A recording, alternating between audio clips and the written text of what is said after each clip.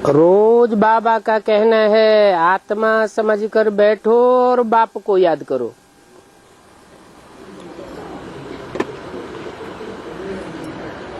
छोटे छोटे बच्चे को भी सिखलाना चाहिए। गुड मॉर्निंग गुड नाइट तो कहते हैं ना, साथ में बच्चों को कहना चाहिए अपन को आत्मा समझो, शिव बाबा को याद करो। कोई भी कह सकते हैं, जैसे कोई अर्जी की जाती है ना, तो बच्चों को भी समझाओ और अपन को भी समझाओ। ये बहुत कल्याणकारी अक्षर है जो ब्रह्मा कुमारियां ही कह सकती हैं। भाऊ या दादा या बहन जी कोई भी मिले, बोलो शिव बाबा कहते हैं अपन को आत्मा समझ मुझे याद करो तो तुम्हारे पाप भस्म हो जाएंगे और तुम पुण्यात्मा स्वर्ग के मालिक बन जाएंगे। बच्चों को भी ये बात समझाए दो। कोई भी मित्र संबंधी याद आवे,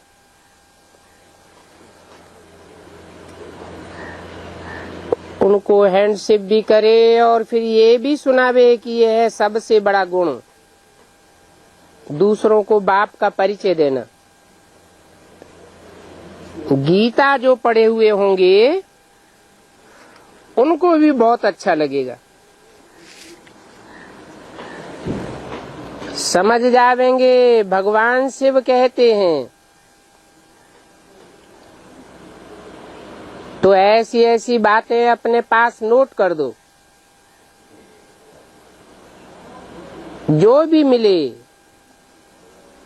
मैं रिक्वेस्ट करता हूँ अपन को आत्मा समझो और शिव बाबा को याद करो।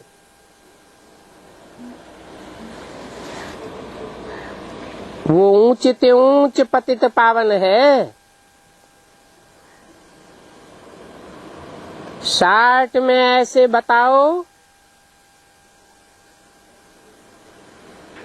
जिससे पुराना अर्थ निकल जाए।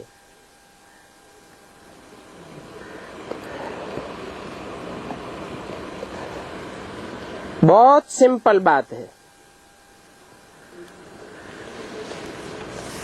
तुम यह याद कराए बहुतों का कल्याण करेंगे।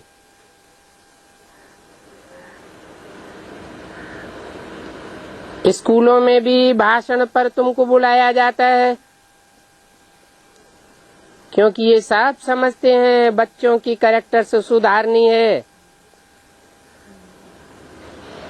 टीचर्स आदि भी समझ जाएंगे।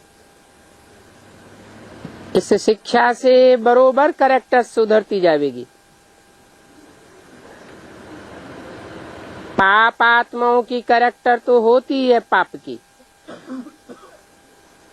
इस कैरेक्टर से पवित्र देवता बन जाएंगे। तो शिव बाबा को याद करो तो पाप भस्म हो जाएं, परंतु विकार में नहीं जाओ।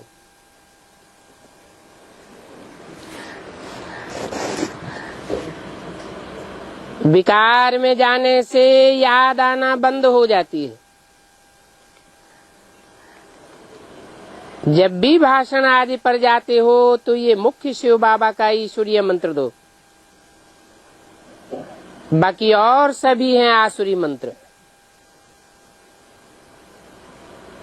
और ये ईश्वरीय मंत्र एक ही बार मिलता है,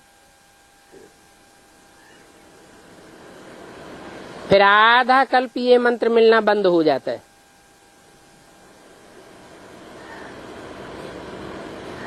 ये बात अच्छी रीति समझाना है। दिन प्रतिदिन नई नई पॉइंट्स निकालते रहेंगे।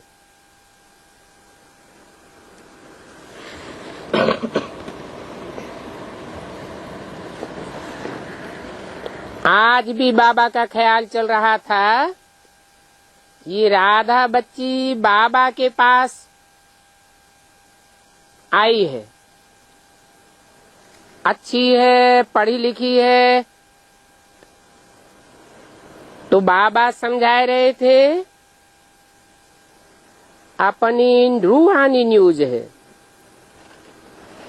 न्यूज अर्थात समाचार। अब रूहानी समाचार नाम वाले तो कोई अखबार है नहीं। एक मोहिनी बच्ची है दिल्ली में, पढ़ी लिखी है, उनको भी बाबा ने कहा था एक अखबार निकालो तो अच्छा है, परंतु इतना ध्यान में नहीं आया। अब देखने में आता है अपनी गवर्नमेंट का अखबार बहुत जरूरी है।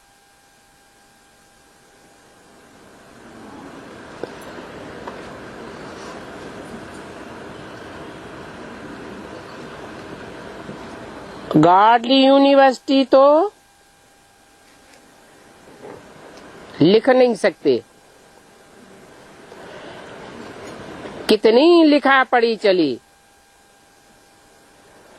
परंतु एक ऑफिसर ने बंद कर दिया। अच्छा, ऑफिसर बदली हुआ, दूसरे ऑफिसर की बुद्धि में बैठ जाए तो कुछ बोलेंगे नहीं। हर एक का ख्याल अपना अपना होता है। तो अपनी ये बड़ी गवर्नमेंट है, अपना कोर्ट ऑफ आर्म्स भी नामी ग्रामी है। त्रिमूर्ति शिव का कोर्ट ऑफ आर्म्स है। बाबा ने समझाया था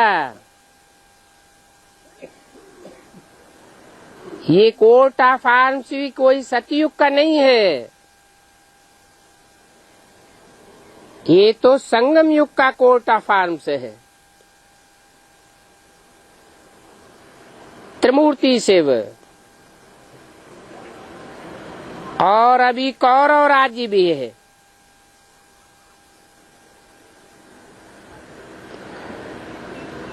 पांडव भी है।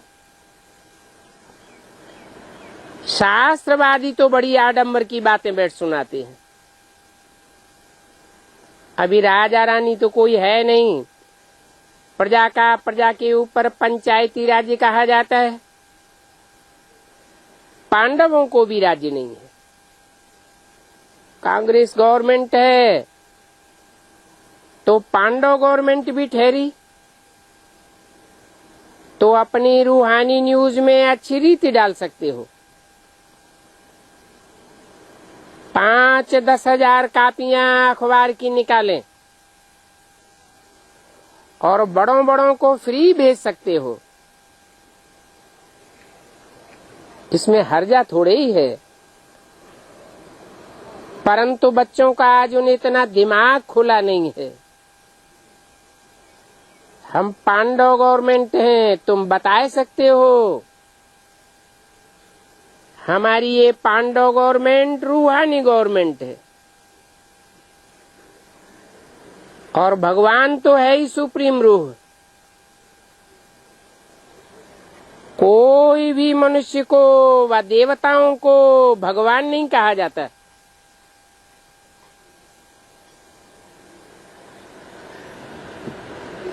मनुष्य को भगवान क्यों नहीं कह सकते?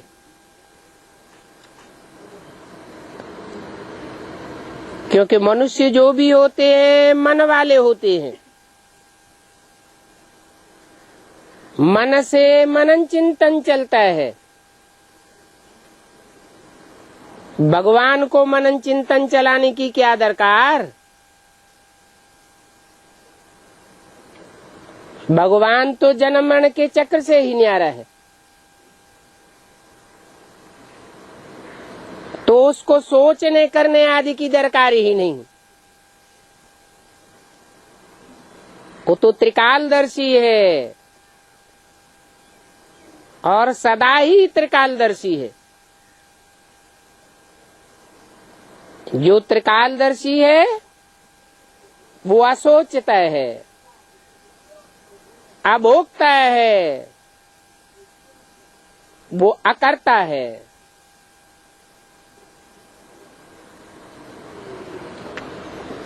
कर्मेंद्रियों से कोई भी कर्म करते हुए नहीं करता।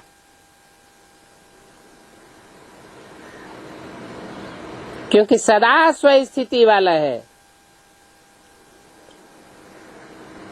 तो साबित होता है कि मनुष्य भगवान नहीं हो सकता।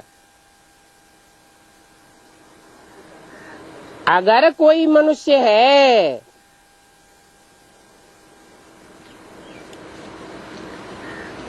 भगवान ने जो राजयोग सिखाया उस राजयोग को सीख करके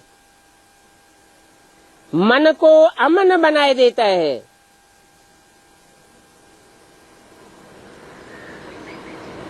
आत्मा को निराकारी बनाए देता है,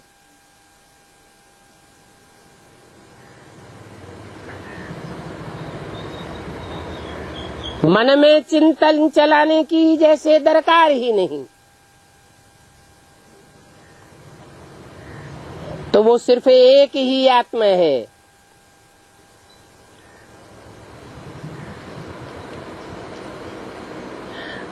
जिसका नाम शिव के साथ जोड़ा जाता है।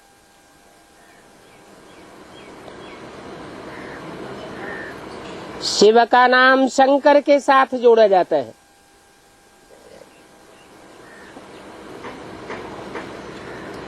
दोनों मिलकर के जैसे एक हो जाते हैं। बाप आते हैं तो जरूर कोई को आप समान बनाते हैं। जो बाप समान की स्टेज है वो और बच्चों की नहीं हो सकती। बड़े भाई को भी बाप समान कहा जाता है। अगर बाप की जिम्मेवारी उठाता है तो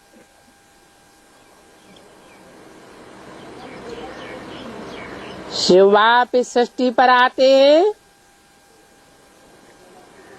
तो मनुष्य को देवता बनाते हैं।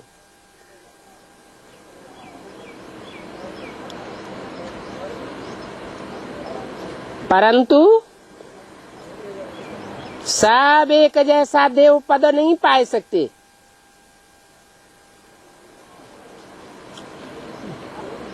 देवताओं में भी नंबरवार पुरुषार्थ अनुसार होते हैं। जो देवताओं में महान देवता है उसे महादेव कहा जाता है। जिसके द्वारा मनुष्यों को देवता बनाते हैं। जैसे ब्रह्मा के द्वारा ब्राह्मण बनाते हैं, देवता के द्वारा देवता बनाते हैं। इंजीनियर बनावेगा, डॉक्टर बनावेगा, स्वयं देवता होगा तो दूसरों को देवता बनावेगा। परंतु भगवान जिसे निराकार निरंजन कहा जाता है, निराकारी निर्विकारी निरहंकारी कहा जाता है, सदा शिव कहा जाता है, वो भगवान जब इस सृष्टि पर आते हैं तो पहले पहले भगवान आकर के भगवान भगवती बनाते हैं।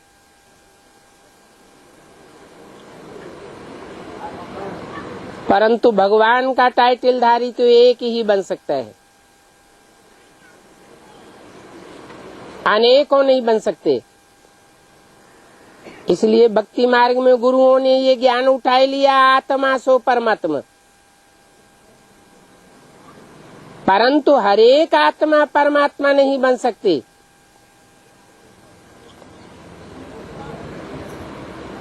परम शब्द सिर्फ एक के लिए यूज होता है। ऐसी ऐसी बातें तुम क्लियर करके लिख सकते हो।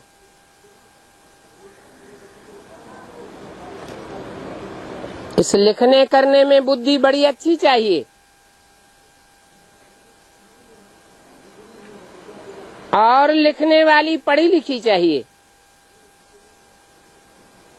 बाबा के पास तो बहुत हैं। ये जबलपुर का ओम प्रकाश बड़ी अच्छी सर्विस करते हैं।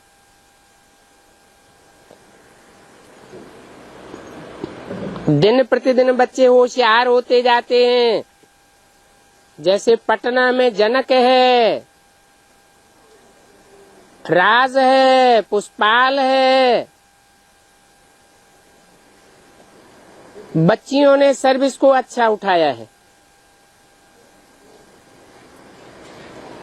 पुरानी जो बच्चियां थीं उनमें इतना दम नहीं था सर्विस को उठाने का। कोई चढ़ते हैं तो कोई फिर उतरते भी हैं। ग्रहाचारी तो सब बच्चों को आती है। ये है सच्ची सच्ची कमाई। बच्चे खुद लिखते हैं, बाबा माया के तूफान बहुत आते हैं। 12 अक्टूबर 1967 की वाणी का दूसरा पेज। तूफान बहुत आते हैं तो खुशी कम हो जाती है, क्योंकि माया से हार खाते हैं। ग्रहाचारी बहुत करके बैठती है। ग्रहाचारी क्यों कहा जाता है?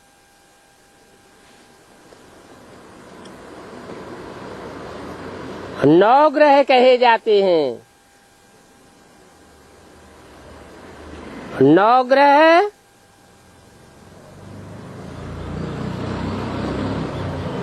नौ धर्मों के जैसे मुखिया हो जाते हैं। सब नंबरवार हैं।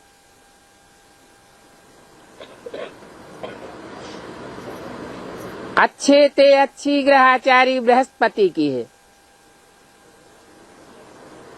और बुरे ते बुरी ग्रहाचारी राहु की है। बाकी नंबरवार हैं। तो ग्रहाचारी का अर्थ क्या है? ग्रहाचारी का अर्थ ही है कोई न कोई ग्रह के आचरण में रहना।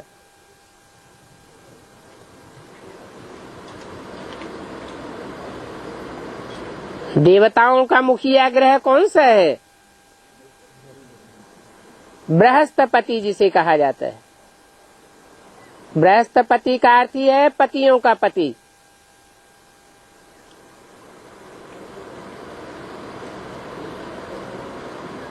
ग्रहाचारी सबको लगती है।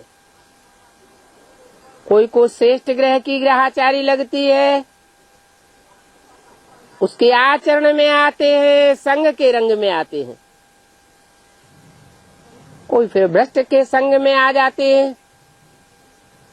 तो जिसके भी संग के रंग में आते हैं उसकी ग्रहाचारी लग जाती है। यहाँ संगम युग में शूटिंग होती है। संगम युग में जो शूटिंग होती है वो द्वापर कलयुग में प्रैक्टिकल होता रहता है।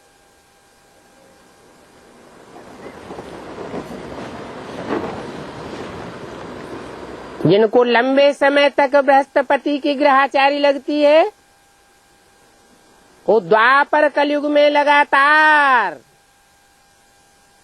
जो पतियों का पति पार्ट बजाने वाला बाप है मनुष्य सृष्टि का, उसके संग के रंग में रहते हैं। और जिनको राहु की दशा लगती है, राहु की ग्रहाचारी लगती है, वो उसके संग के रंग में आ जाते हैं। माना देवता से और धर्मों में नीचे नीचे जाकर के पार्ट बजाते हैं। तो उन ग्रहों का आचरण लग जाता है। कहते हैं राहु की दशा, मंगल की दशा, शनिचर की दशा होती है। सबसे कड़ी दशा होती है राहु की।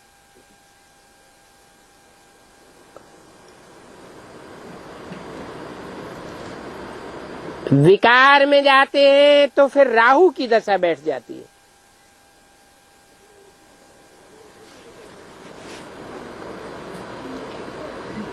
जैसे राहु उनको पकड़ लेता है,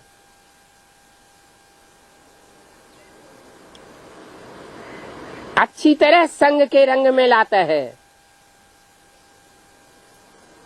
फिर लिखते हैं बाबा हमारी खुशी गायब हो गई।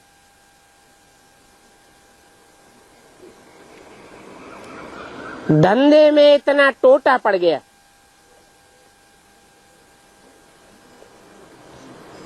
अब धंधे में फायदा और नुकसान तो होता ही है।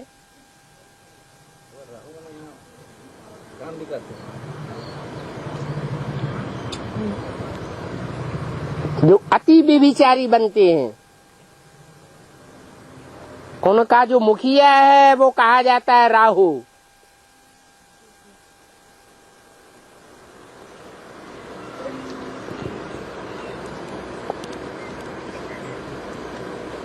धंधे में फायदा नुकसान तो होगा,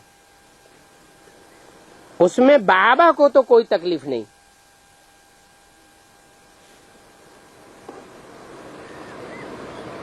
और इसमें आशीर्वाद की भी बात नहीं रहती।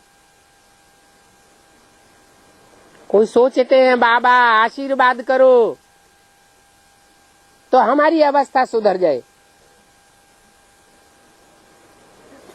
अरे ये तो पढ़ाई है, जो जितनी पढ़ाई पढ़ेगा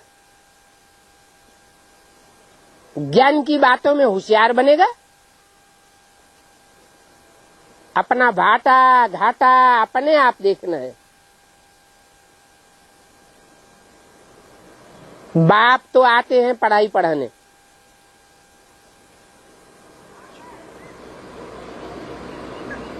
कैसे विकर्म बनता है, कैसे कर्म बनता है, कैसे अकर्म बनता है, सारी बात बताते हैं। अब कोई पढ़ाई ना पढ़े या रेगुलर पढ़ाई ना पढ़े, पंक्चुअल हो करके ना पढ़े, तो बाप इसमें क्या करेगा? यहाँ कृपा नहीं हो सकती। साबित हो जाता है कि कौन कितना बाप को वैल्यू देता है। बाप को वैल्यू देना माना पढ़ाई को वैल्यू देना। मुरली से प्यार माना मुरलीधर से प्यार। मुरली की ही पढ़ाई है। जो मुरली से प्यार नहीं करते, रेगुलर होकर के मुरली नहीं पढ़ते, पंक्चुअल होकर के मुरली नहीं पढ़ते, जैसे कि उनको सुप्रीम टीचर का रिगार्ड ही नहीं है,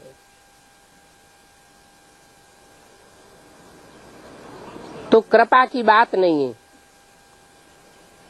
ये ड्रामा है ना, ड्रामा अनुसार पार्ट बजाया जाता है। बाप कहते हैं मैं भी पार्ट बजाने आता हूँ।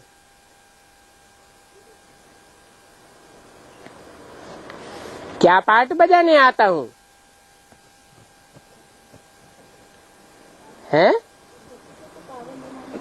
मेरा भी पार्ट है पतितों को पावन बनाना। क्यों? ज्ञान सुनाने नहीं आता है?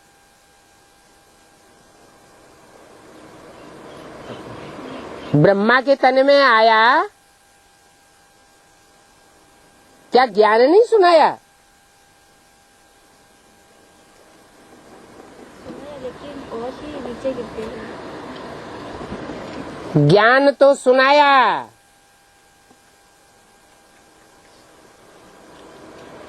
परंतु जैसे कोई संस्कृत की किताब पढ़ता है, पढ़ना जानता है,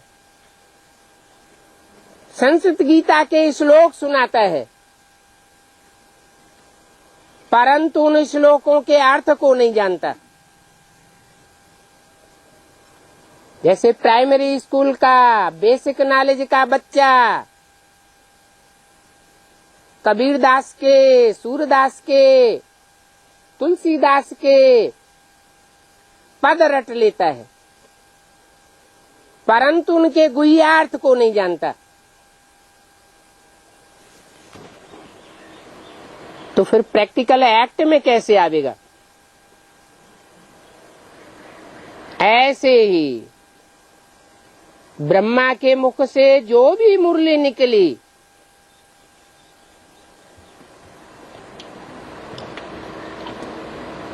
वो मुरली जैसे कि गीता माता है, परंतु वो गीता माता पतित पावनी नहीं है। वो गीता ज्ञान अमृत नहीं है। जिससे देवताएं अमर बन जावे। अमर तब बनते हैं जब उन महावाक्यों का गहराई से अर्थ समझें, परंतु समझने वाले नंबरवार निकलते हैं।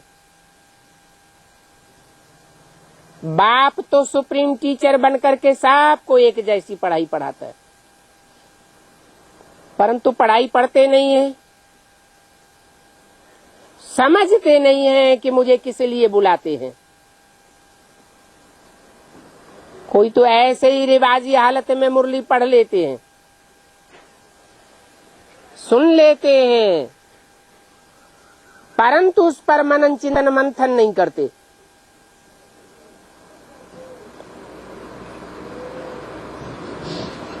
जो सुनते हैं, मंथन नहीं करते हैं, तो दूसरों को क्या समझावेंगे? वही रटी हुई बातें दूसरों को सुनाते रहेंगे।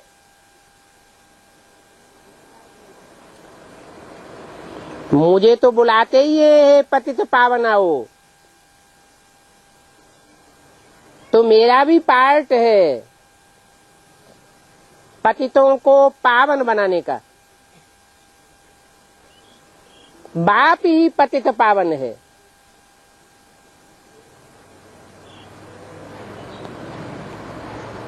आकर के सबको पावन बनाते हैं। इसके लिए बाप राजयोग सिखाते हैं।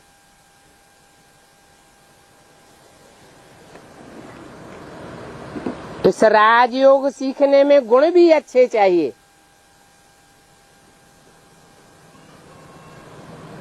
सबसे बड़ा अवगुण है अपवित्रता का,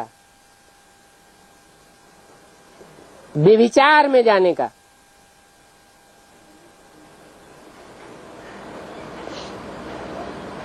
अच्छे से अच्छा गुण है पवित्रता को धारण करना। आप भी विचारी बनना। मेरा तो एक, दूसरा न कोई।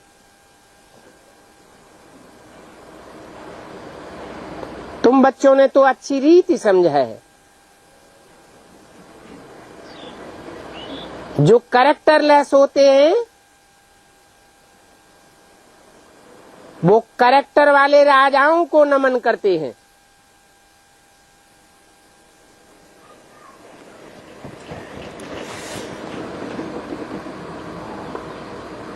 जिनके कैरेक्टर खराब होते हैं उनके सामने जाकर कोई नहीं झुकते।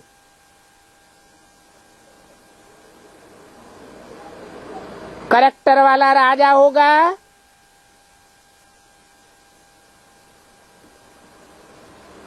लड़ाई पर जावेंगे,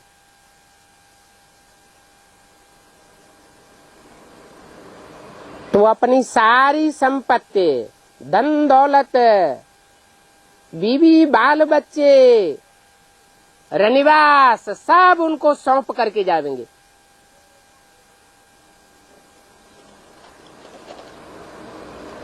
कैरेक्टर की कितनी कमाल है। बाबा ने कहा था ये चित्र भी बनाओ।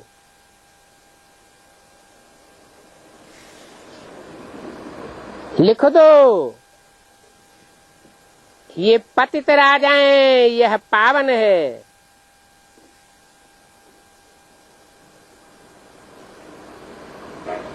अभी शूटिंग हो रही है, सब पता पड़ जाएगा।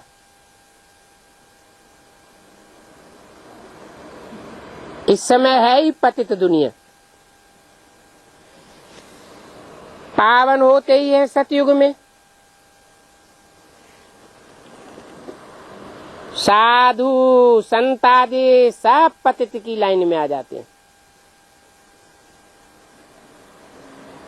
तब तो बाप कहते हैं मैं साधुओं का भी उद्धार करने आता हूँ।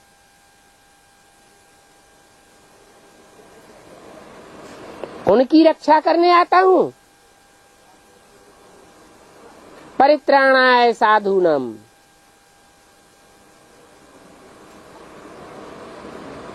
तो साधुओं की वो भीति से निकालता हूँ ना।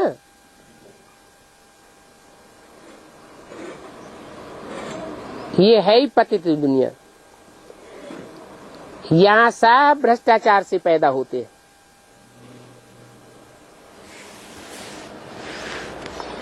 इसको कहा जाता है विशियस वर्ल्ड, और वो है वाइसलेस वर्ल्ड जो बाप आकर के स्थापन करते हैं। वो है नई दुनिया और ये है पतित पुरानी दुनिया। पुरानी दुनिया में कोई वाइसलेस हो नहीं सकता।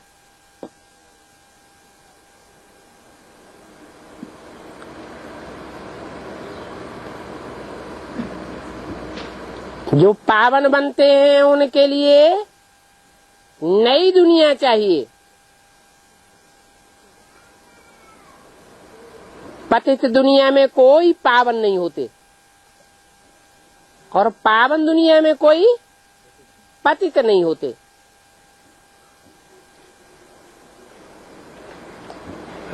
संगम पर ही बाप को आना पड़ता है। ये भी पतित और पावन दुनिया का संगम है।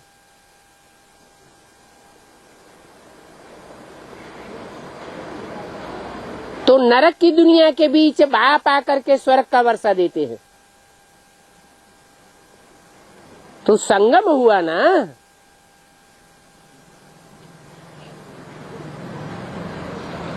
परंतु उस संगम में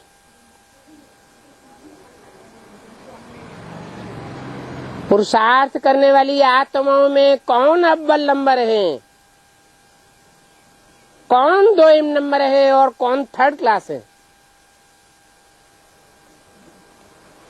वो साफ पता पड़ जाता है। उत्तम ते उत्तम का पता पड़ जाता है। इसलिए इसको कहा जाता है पुरुषोत्तम संगम युग।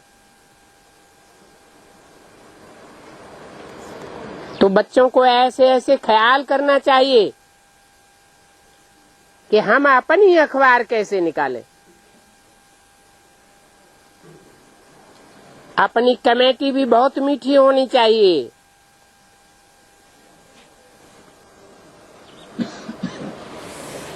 बाबा जानते हैं कई बच्चियां बहुत अच्छी सर्विस कर रही हैं। जो अच्छी सर्विस नहीं करते हैं वो आपस में मतभेद में आते रहते हैं। ये मतभेद बहुत खराब है। मतभेद में आकर के राजाओं ने राजाई गंवाई दी। तुम्हें तो एक मत पर चलना है। एक को न पहचानने के कारण, ऊंच ते ऊंच बाप को न जानने के कारण श्रीमत पर नहीं चलते हैं, श्रीमत की परवाह नहीं करते हैं, फिर मतभेद में आ जाते हैं।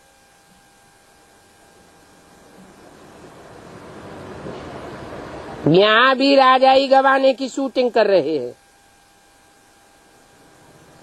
वहां प्रैक्टिकल होता है। सतयुग में तो शेर बकरी भी प्यार से चलते हैं।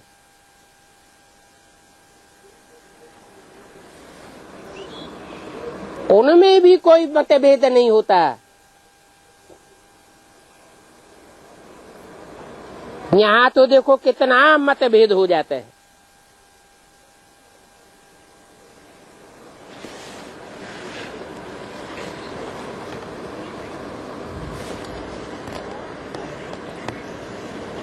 पटना निवासी खुद जानते हैं, आगे बहनों की आपस में नहीं बनती थी।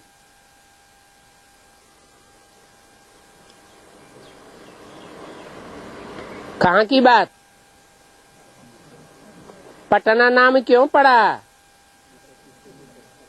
एक दूसरे की आपस में पटती ही नहीं थी, क्योंकि बाप की मत को पकड़ा ही नहीं। मतभेद में आते रहते, बातचीत करने की भी रॉयल्टी नहीं रहती। अनपढ़ ही है ना, बड़े आदमी से भी तुम कह के बात करती है। पति को भी तुम तू कह देगी।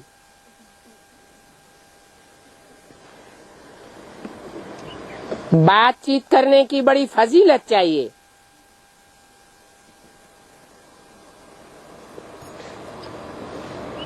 परंतु वो बात आती ही नहीं। क्यों नहीं आती? पति को भी तू करके बात करती है, इससे क्या साबित होता है?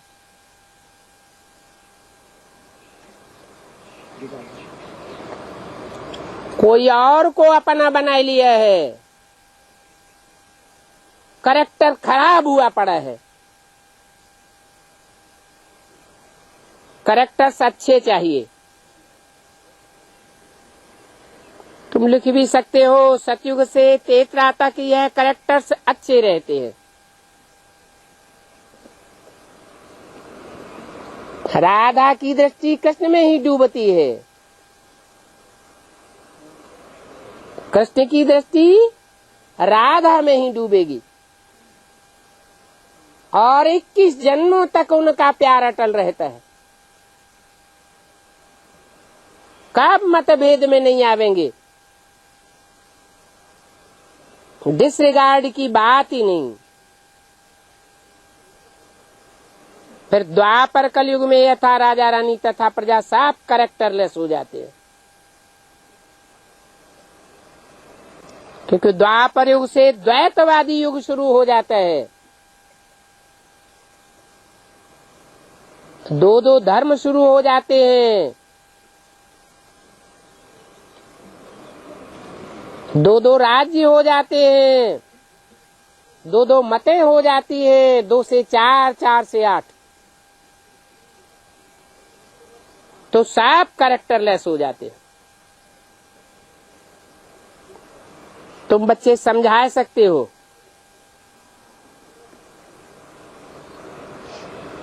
तुम्हारा सेंटर गलियों के अंदर नहीं होना चाहिए।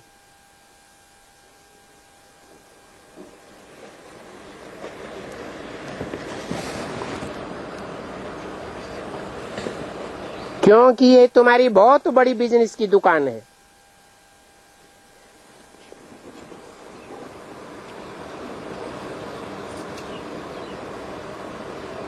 बल करके माताओं को वहां आना जाना सहज होता है, परंतु आजकल तो माताएं भी खड़ी हो गई हैं। जहां तहां खुले रीति जाती हैं। और तुम्हारी तो है रूहानी दुकान, जिसमें ज्ञान रत्नों का सौदा मिलता है। जिनका इस दुकान से कनेक्शन होगा, आस्ते आस्ते उन्हों की बुद्धि का ताला खुलता जाएगा। बाप से वर्षा लेने का पुरुषार्थ करने लग पड़ेंगे।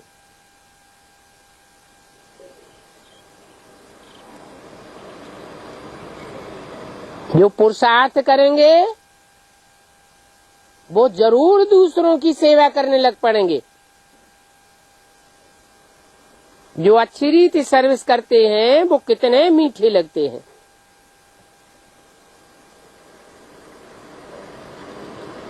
दूसरों की सेवा करने वाले जरूर अच्छी पढ़ाई पढ़ते होंगे।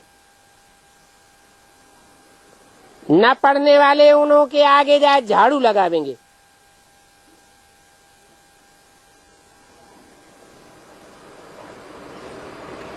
कहाँ झाड़ू लगावेंगे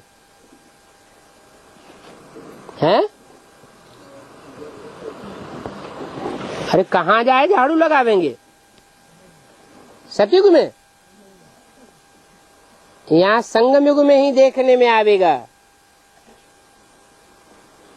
कि जो पढ़ाई को वैल्यू नहीं देते, मुरली की कदर नहीं करते, जैसे बाप की कदर नहीं करते, तो बाप से वर्षा क्या पावेंगे? जरूर बाप से झाड़ू लगाने का वर्षा मिल जाएगा।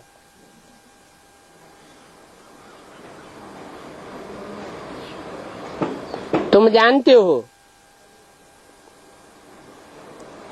सर्वसेवुल ही दिल पर चढ़े रहते हैं।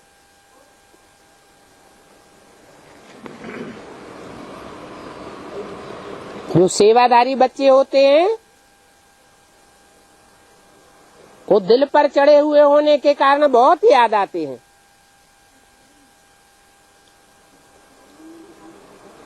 तुम जानते हो ये हमारी राजधानी स्थापन हो रही है।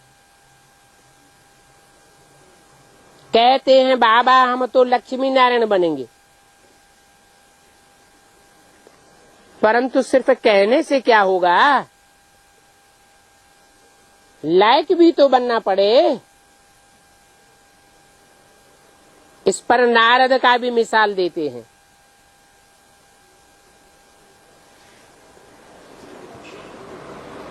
कहाँ नारद और कहाँ नारायण? नारद क्या करता था? नाम पड़ गया नारद। नार माना जल, अर्थात ज्ञान जल तो देता था लेकिन खुद धारण नहीं करता था। दूसरों को कहता था चलो बैकुंठ, चलो बैकुंठ, खुद नरक की दुनिया में ही डोलता रहता था। शीशे में चेहरा देखा तो बंदर का चेहरा दिखाई पड़ा। अब नारद एक तो नहीं है। ऐसे ज्ञान सुनाने वाले नारद बहुत हैं। औरों को सुनावेंगे, खुद धारणा नहीं करेंगे। ऐसे बहुत है ना। इनको क्या कहेंगे? बोलना एक और करना दूसरा। कथनी करनी एक नहीं होती है। तो नारायण बनेंगे क्या?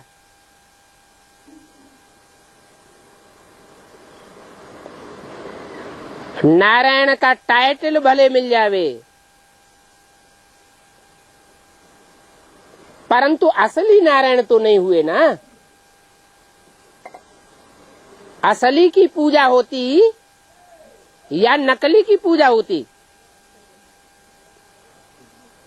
असली नारायण की पूजा होती है।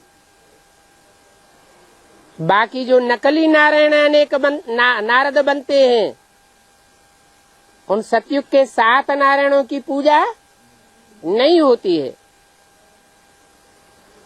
तो उनको ज्ञानी आत्मा कहें या भक्त आत्मा कहें? उनको कहेंगे भक्त। ऐसे भक्तों को फिर शरीर छोड़ना पड़े।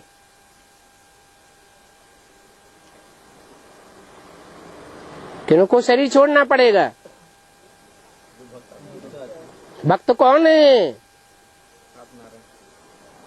बस 7 नारायण भक्त हैं और हम तो पक्के ज्ञानी हैं।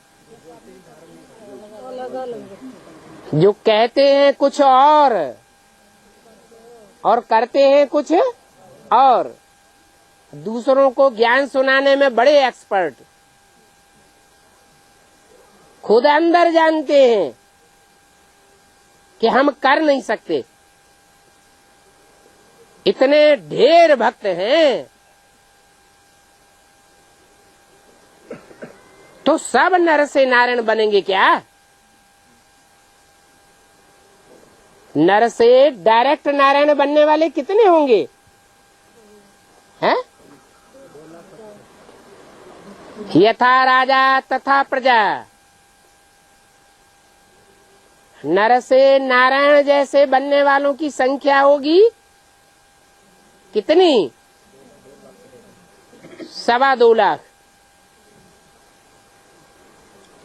जिनकी कथनी और करनी एक होगी। बाकी तो सब भक्तों की लिस्ट में आ गए।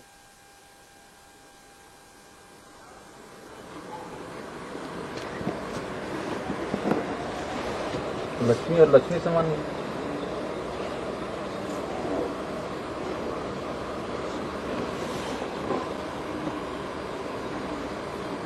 लक्ष्मी मनन चिंतन मंथन करती है मुरली का, है? फिर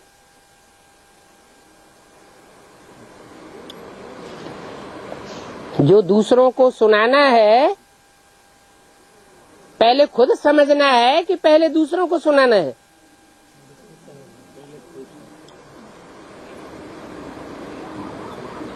जब तक नॉलेज नहीं धारण करते हैं तब तक तमो प्रधान पत्थर बुद्धि है, समझते नहीं है। सिर्फ भगवान ने ही ये राजयोग सिखाया था।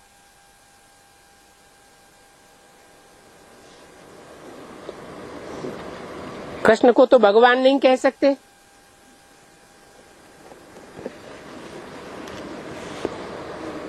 ब्रह्मा विष्णु शंकर को भी भगवान नहीं कह सकते। क्यों? ब्रह्मा में शिव भगवान का प्रवेश नहीं होता क्या? प्रवेश तो होता है, फिर भगवान क्यों नहीं कह सकते? उनका भी जो अंतिम पुरुषार्थ था, अंतिम घड़ी का, उस अंतिम घड़ी के पुरुषार्थ में असोचता बना क्या?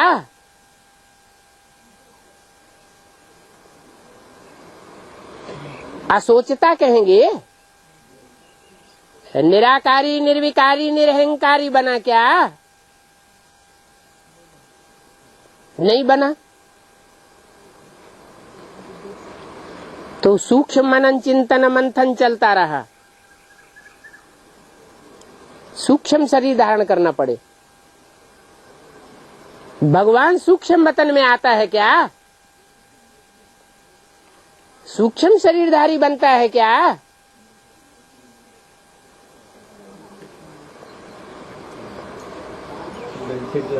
और विष्णु में तो भगवान प्रवेश ही नहीं करता।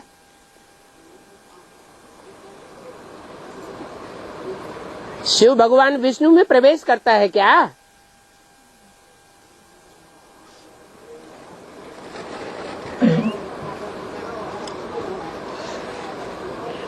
शंकर में शिव आते हैं,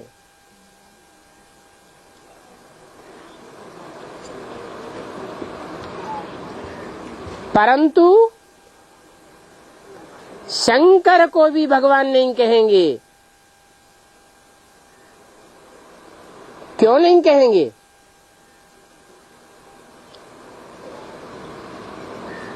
सबका बुद्धियों को बताना जरूरी है क्या?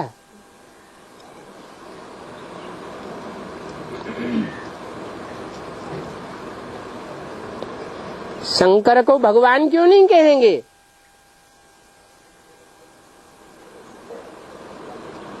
शंकर को महादेव कह सकते हैं, परंतु भगवान नहीं कह सकते,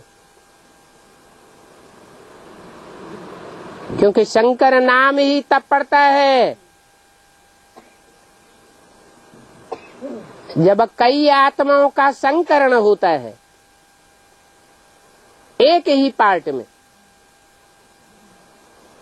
एक ही व्यक्तित्व में 3 आत्माएं काम करती हैं।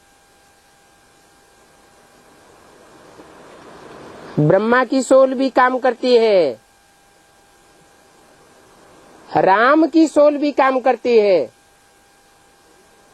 और शिव की सोल भी काम करती है। और जब तक शंकर है, ब्रह्मा उसमें अधूरे रूप में प्रवेश है, तब तक वो भी भगवान नहीं कहा जा सकता।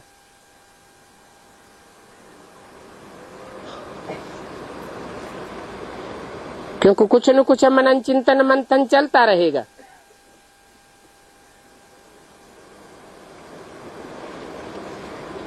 तो मनुष्य शरीरधारी को भगवान कैसे कह सकते? 24 घंटे में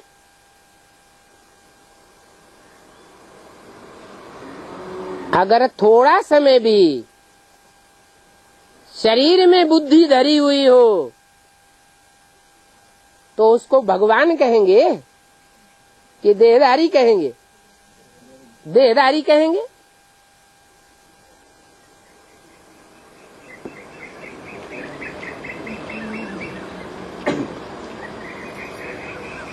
कृष्ण तो प्रिंस था, वो कोई भगवान नहीं था।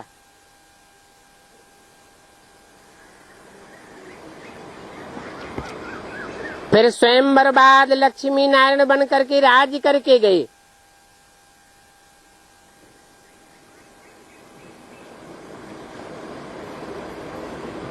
स्वयंवर बाद गद्दी पर बैठने से राजा कहा जाता है। प्रिंस को तो राजा नहीं कहेंगे।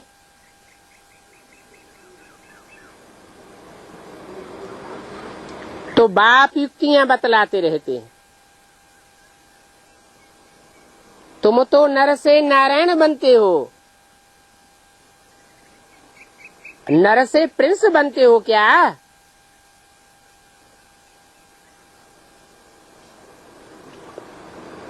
पहले पहले कोई से भी मिलो तो उनके कल्याण करने की बात उनको दो। हम अर्जी करते हैं, एक तो आप अपन को आत्मा समझो,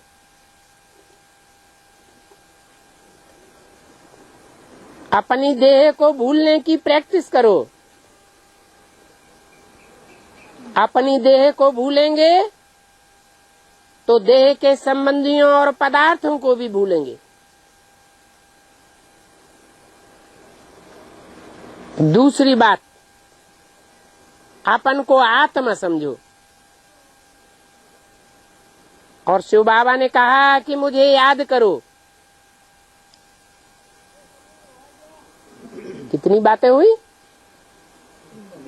3 बातें। पहली बात क्या? अपनी देह को भूलो, उसके लिए प्रैक्टिस करो अपन को आत्मा समझने की। अपन को आत्मा समझ करके आत्मा के बाप परमात्मा बाप को याद करो।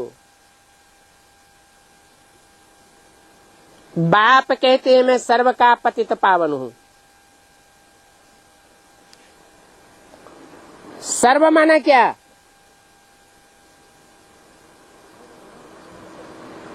सर्व किसे कहा जाए? सर्व माना सारी सृष्टि। 500-700 करोड़ मनुष्य मात्र भी, कीड़े मकोड़े, पशु पक्षी, पेड़ पौधे, पहाड़ पत्थर, सब उसमें आ जाते हैं। मैं अथॉरिटी हूं। पत्थर बुद्धियों को भी पारस बुद्धि बनाए देता हूं। मैं सभी वेदों शास्त्रों को जानता हूं।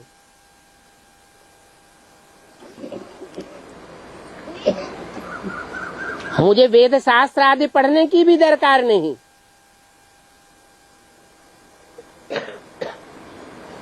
ये सब सामग्री भक्ति मार्ग की है।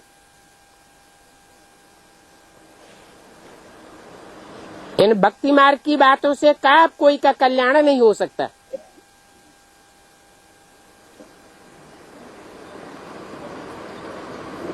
इसलिए मनुष्यों की लिखी हुई गीता में भी कह दिया, हे अर्जुन, तू जो भी शास्त्र आदि पढ़ा हुआ है वो सब भूल जा। शास्त्र आदि पढ़ने, कर्म कांड आदि करने से मेरे से कोई मिल नहीं सकते हैं।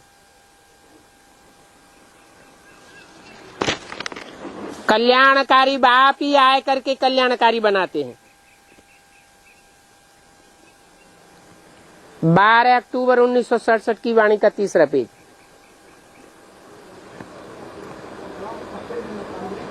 कल्याणकारी बाप के बच्चे भी कैसे होंगे? कल्याणकारी होंगे। कोई का भी अकल्याण करने वाले नहीं होंगे। अगर एक का भी अकल्याण करने की वृत्ति है, भले वो दुश्मन है, दुश्मनी करता है, तो विश्व कल्याणकारी बाप के बच्चे नहीं कहे जा सकते।